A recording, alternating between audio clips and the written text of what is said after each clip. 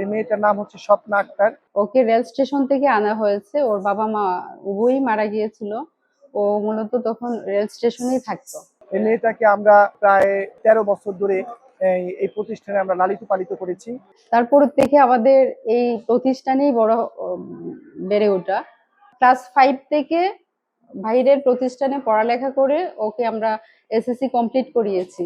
ওর 18 plus হয়ে যাওয়ার কারণে আমাদের প্রতিষ্ঠান প্রধান চিন্তা করলেন যে মেয়েটার যেহেতু কোনো অভিভাবক নাই, তাকে চাকরির ব্যবস্থা হয়তো বা করা যাবে, যে কোনো সময় চাকরির ব্যবস্থা করা যাবে, কিন্তু উপযুক্ত ব্যবস্থা হচ্ছে ওকে যদি একটা ভালো পাত্রস্থ করা যায় তাহলে এটাই উত্তম ব্যবস্থা হবে ওর জন্য। আমাদের এই সমন্বিত শিশু পুনর্বাসন কেন্দ্র সিলেট বালিকা শাখার একটা মেয়েকে আমরা বিয়ে দিতে যাচ্ছি। এই মেয়েটার নাম হচ্ছে স্বপ্না আক্তার।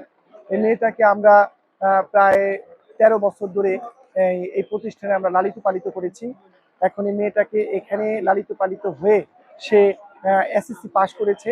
যেহেতু এখন সে 18 বছর প্লাস হয়ে গিয়েছে, তো সেক্ষেত্রে যেহেতু আমরা আর ওকে এই প্রতিষ্ঠানের নিয়ম অনুযায়ী রাখতে পারি না, সেক্ষেত্রে আমরা ওকে একটা পাত্রস্থ করে দেওয়ার ব্যবস্থা করেছি। যেহেতু এই মেয়েটার কোথাও যাওয়ার জায়গা নেই, যথারীতি ঘটকের মাধ্যমে আমরা ছেলের খুঁজলাম এবং একটা ভালো ছেলে পেয়েছি। যে ছেলেটার নাম হচ্ছে ইমন সরকার, এবং ও আমাদের বালক শাখায় লালিত পালিত হয়েছিল। এখন সে চাকরি করে।